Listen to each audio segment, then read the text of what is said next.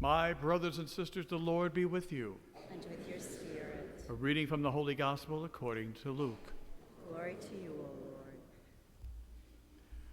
Each year, Jesus' parents went to Jerusalem for the feast of Passover. And when he was 12 years old, they went up according to the festival custom. After they had completed its days, as they were returning, the boy Jesus remained behind in Jerusalem, but his parents did not know it. Thinking that he was in the caravan, they journeyed for a day and looked for him among their relatives and acquaintances. But not finding him, they returned to Jerusalem to look for him. After 3 days, they found him in the temple, sitting in the midst of the teachers, listening to them and asking them questions. And all who heard him were astounded at his understanding and his answers. When his parents saw him, they were astonished. And his mother said to him, "Son, why have you done this to us? Your father and I have been looking for you with great anxiety." And he said to them, "Why were you looking for me? Did you not know that I must be in my Father's house?" But they did not understand what he said to them. He went down and went with them and came to Nazareth and was obedient to them. And his mother kept all these things in her heart. And Jesus advanced in wisdom and age and favor before God and man. The Gospel of the Lord.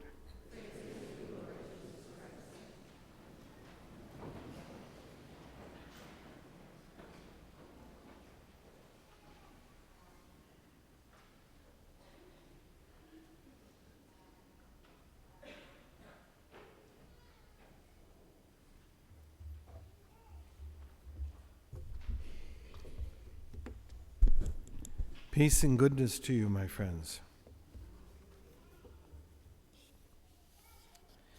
So now, Christmas is not far behind, and Jesus is already 12 years old.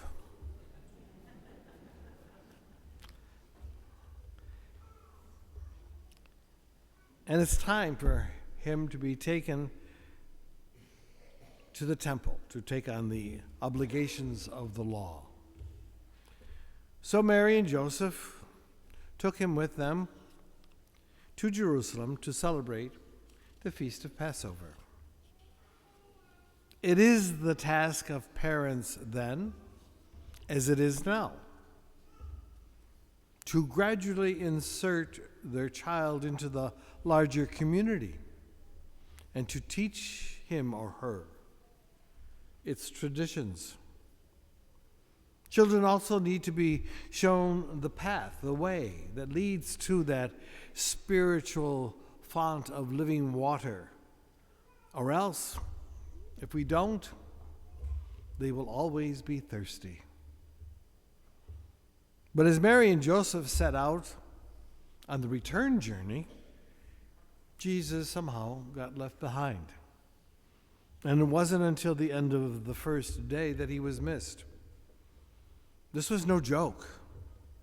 A small boy lost in a large city, that was deadly serious and dangerous as well. No one was to blame. It was the result of a misunderstanding. And we all know, misunderstandings occur even in the best families. So they began that frantic search for him in their group, and failing to find him among their fellow pilgrims, they returned to the city to look for him. And they searched for 3 days. You can imagine their anxiety and their agony. They couldn't understand why Jesus would do this. But a child doesn't stop being your child just because he or she causes you to worry. Nor do you stop being the parent. It's easy, isn't it, to love children when they're infants, when all they need is attention and smiles and cooing and cuddling. It's not so easy to love them when they begin to assert their own will. And I can see parents glancing at one another. And when a child is hovering around his or her parents, clinging to them, it's not a good sign. It can mean that that child is insecure. But when a child is sure of a parent's love, they sort of put the parents on the shelf and go out to explore the world. And that's how it was with Jesus, I suppose. He really wasn't lost. He was having an exploration. He knew where he was. He was in God's house. Well, after 3 days, they found him. And the first question was, how can you do this to us? And he replied with all of the maturity that he could have, why were you searching? Did you not know that I would be in my Father's house? That really struck them with kind of an answer. They didn't understand it. And they didn't scold him. Had they done so, they might have robbed him of one of the fruits of a marvelous experience. Sometimes parents don't know how to encourage their children, even when they are interested in worthwhile things. But Mary remembered. She remembered those words and kept them in her heart. And she heard and she listened. Listening is a very important part of being a parent. We have to listen to what a child is saying with words as what a child is saying without words. Listening means searching for the real reasons behind a problem, as opposed to seeking causes for condemnation. Even though the incident was a painful one, it had an effect that bringing them all closer together.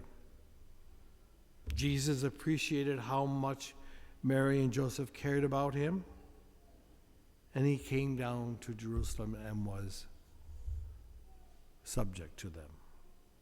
And Mary and Joseph realized what a special child Jesus was, and they began to give him room to grow, even though they knew that it meant growing away from him, growing away from them.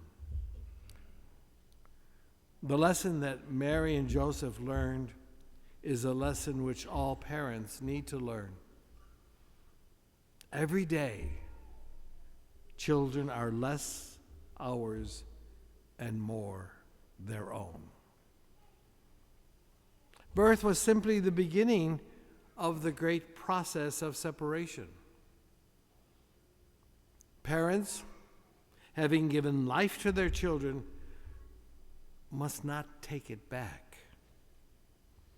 If they're possessive of their child, as we hear of these helicopter parents of today, they will never know the real love of their child.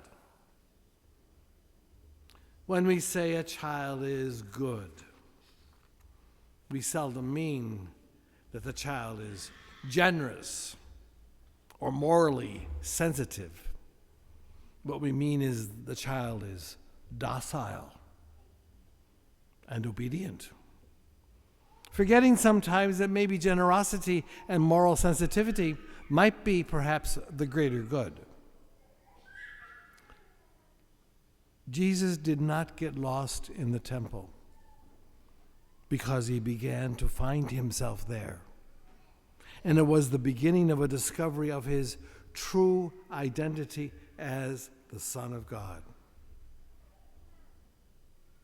Happy are we too if we find out that our true selves as human beings are, as in that second reading, we are called the children of God.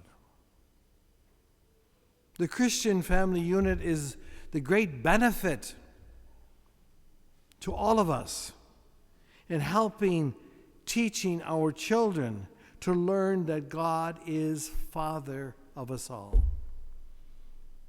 If a child does not learn about God being Father, where is that child going to learn that marvelous, beautiful, necessary concept? And if a child never learns to call God Father, how can that child ever have a good relationship with God?